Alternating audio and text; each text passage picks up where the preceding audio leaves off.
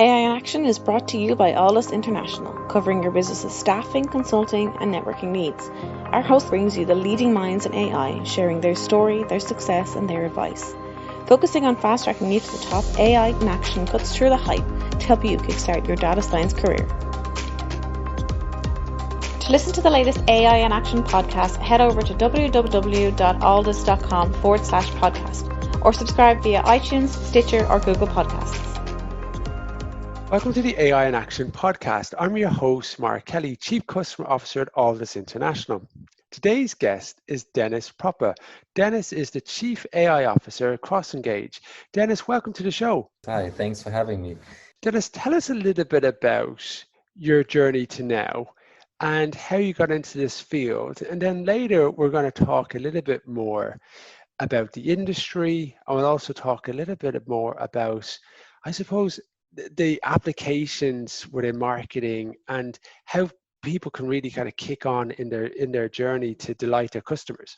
I have to admit that I'm a data geek since really the start of the millennium.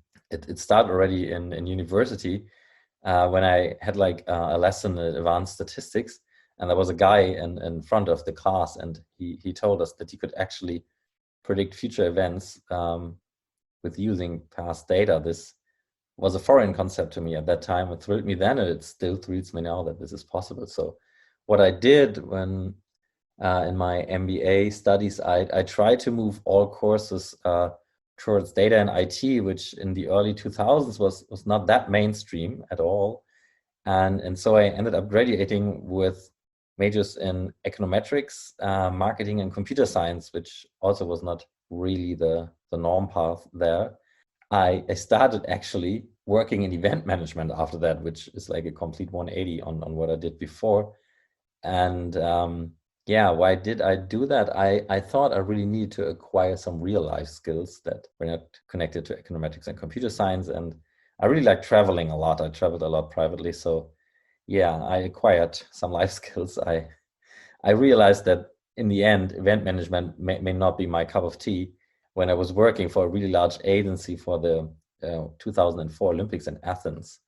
And instead of like managing the day-to-day roster of the artists we managed there and the events, I was creating a database for like hundreds of persons traveling there from our agency and our partner agencies. And I matched up all travel schedules with kind of an algorithm to make sure that everybody has like the most efficient use of their time while traveling to Greece.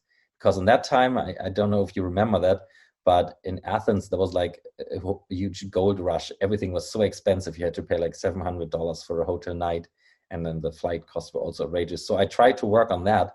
And nobody asked me to do that. And in hindsight, I should have done other things maybe. But that was the biggest fun I had working for that event agency. And I think my colleagues found that quite strange because I also had to cater to like nice artists like, let's say, Faithless, who were on stage on that time. And that was where I realized that my future may not lie in event management, but in working with data. So consequently, I went back to university to pursue a PhD in that field and in marketing and statistics. And for that, I had to learn a strange little language called R. And since then, I never looked back. Or is a language that I think has got 8,000 plus libraries, and you've got the most die-hard fans for it. Oh. And it's interesting because, Python, I think Python is ahead now, depending on who you talk to. But there's some die-hard OR fans out there, and they like to tell me consistently the OR can be put into production and not to say otherwise. Cool. Yeah, I'm one of these guys, or I was at least. For the first years we had our company, I tried to put R into production, and yeah, it can be done. But for what we did, ultimately, we found that the Python was easier to adopt, I have to admit. So I had to turn from an R fanboy into a Python fanboy. Yeah. So tell us a little bit what a chief AI officer means, because there's so many different terms in data science and they're so interchangeable. Tell us a little bit about that. Yeah, I have to admit that this title is also not maybe the most mainstream one, and I think we have a special case of that. So in our company, this role is really responsible for all technology, which I think is not the norm for a chief AI officer. So I basically run tech, product, and all machine learning efforts at Crossengage. And we have chosen that title because we have the fundamental opinion that AI is not something that you slap on as an afterthought to a product. So with our product, we see this really deeply integrated with all tech and product efforts we make. And that's why we put the chief AI role really at the center of not only machine learning, but also product and tech. We want to build the best system that's frictionless and easy to use to drive customer engagement. And in our opinion, that can only be done with AI at the center of everything we do. Yeah, and on our path to really change the way marketers use customer engagement software, we will leverage AI so that you as a client don't have to manually analyze like 100 KPIs and build like these uber complex manual customer journeys, but instead have an AI that suggests profitable and valuable customer segments to you as you go along. Dennis, tell us a little bit about Crossengage, because it hasn't necessarily been a nice straight path, as you can imagine, over the years. But tell us a little bit about your vision, some of the capabilities, the mergers, a little bit of the journey. To first start off, Crossengage this year came into existence through a merger, basically, that of two companies, one of which already was called Crossengage, and the other was called GPredictive. That's the company that I founded with two other friends of mine from Hamburg, and both companies came from quite different areas, but they fit together really nice and complementary. Crossengage, the original Crossengage, was a company that marketed and built a CDP, like a customer data platform. And GPredictive was a company that built and marketed a so-called customer prediction platform. And when you put these two together, you have the opportunity to build something that we would like to call the customer operating system for data-driven marketers.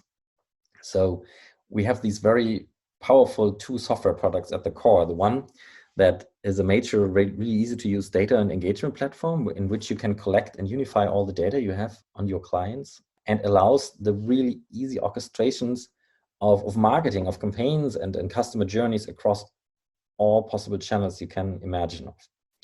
So on the other hand, we have now a major platform that does AutoML, like automated machine learning.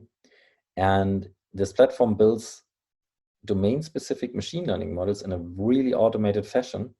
So you can predict anything a customer might do after you communicate with him or her. The unique thing here is that this AutoML platform just really allow the data scientists, the experts, to fine-tune and review every single step the machine has made in automating this this task. So it's not a black box. We give the data scientist full control over the result. It's an interesting one because depending on who you talk to, AutoML could maybe change the data scientist role forever, or it could mean you don't necessarily need a data scientist and maybe someone else can do it. Any thoughts on that? Oh yes, we have a lot of thoughts on that. I don't think that the data scientist role is going to go away. I think ultimately what our vision here is, and I cannot speak for the whole market, but only for us maybe, is that what we want to do is to leverage the data scientist's knowledge and reach by giving her tools that really make them more productive. We call this giving them, like, I don't know if you're a fan of like robot technology, you know, like these mech suit, when you are like this person that steers like a 20-meter big robot, you know, only with a touch of a joystick. So what we want to do is we want to give the data science persons the tools to quickly and in a most agile fashion build new hypothesis models, and in turn predictions that can easily be translated into production. We don't want the data scientist role to go away. I think that's not going to happen. Tell me about the ultimate goal of Crossengage. Cool. The ultimate goal is really for us to build a market leader in the customer engagement space by helping our clients to drive the customer value of their clients by really answering the question who to target as easy and as frictionless as possible.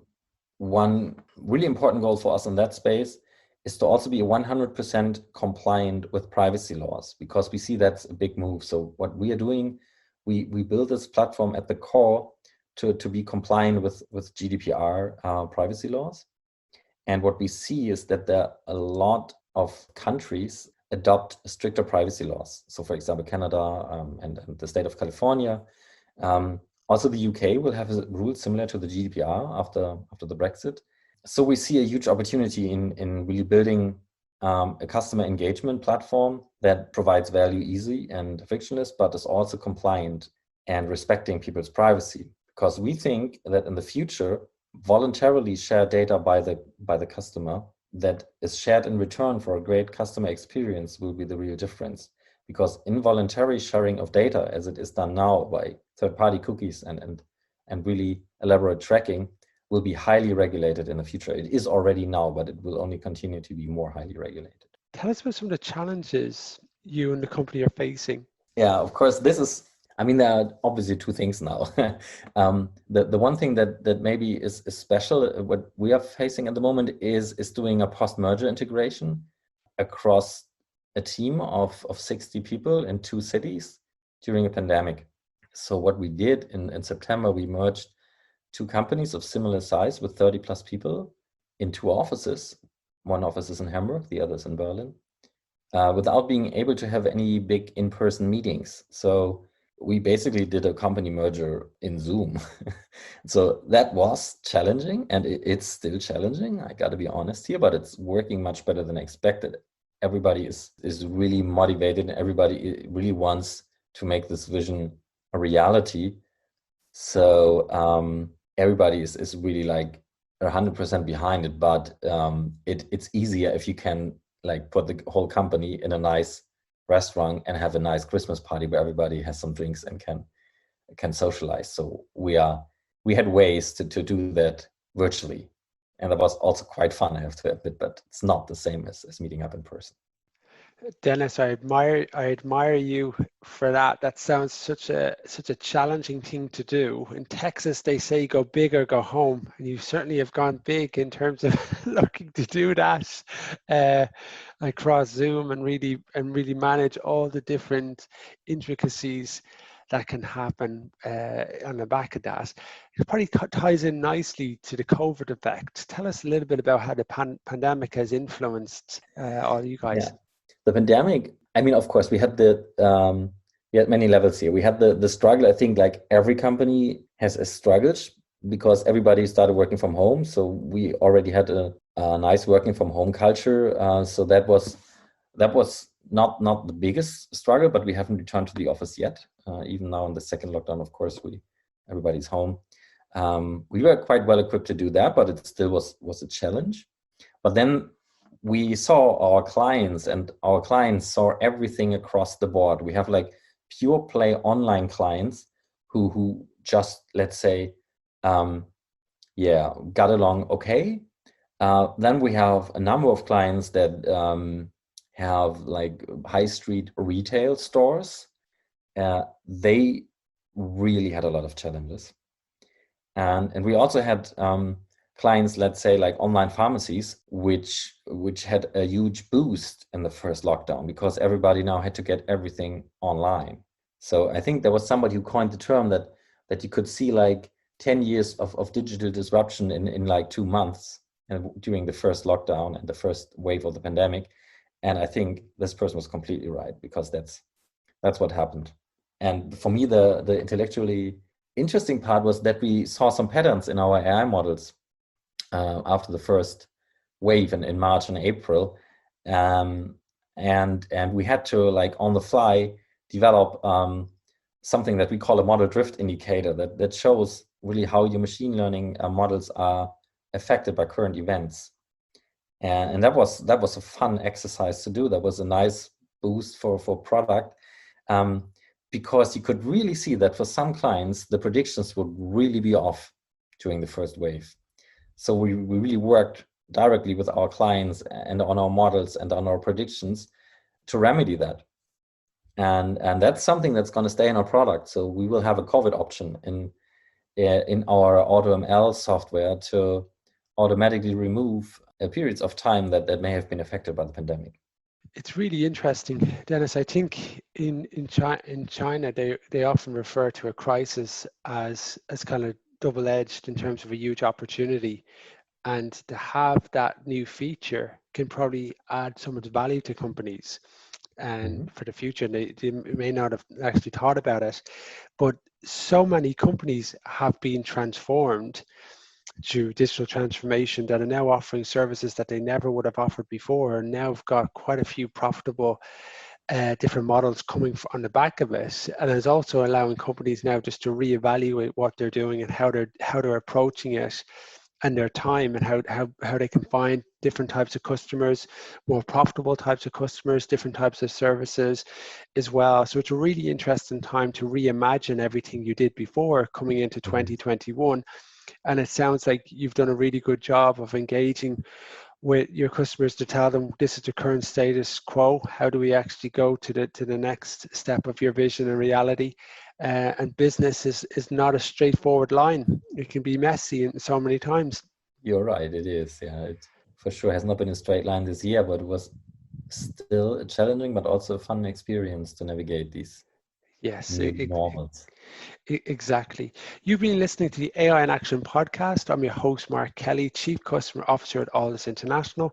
Our guest today has been Dennis Proppe. Dennis is the Chief AI Officer at Crossengage. Dennis, thank you very much for your time today. Thank you very much. AI in Action is brought to you by Alldus International, covering your business's staffing, consulting, and networking needs. Alldus offer an exec search program. Alldus can help you discover how data science and AI can transform your company. With our unrivaled network of C-suite executives and senior AI professionals, we offer retained search services across the US and Europe. Get the Alldus advantage. Become a member of the Alldus community and enjoy some of the following: AI meetups. Once a month, our community gathers to listen to some of the leading experts in the world of data science and AI. Our speakers come from all over the world, including Dublin, Boston, and Frankfurt. We also have our AI mentors. Our experts will provide mentoring to Alldus members. And don't forget our AI in Action podcast. Each week we have guests from all over the world talking us through their education, career, and more. Become an Alldus member and get the Alldus advantage. For more information and to sign up for our newsletter, log on to www.alldus.com. That's www.alldus.com. Alldus International, empowering through AI.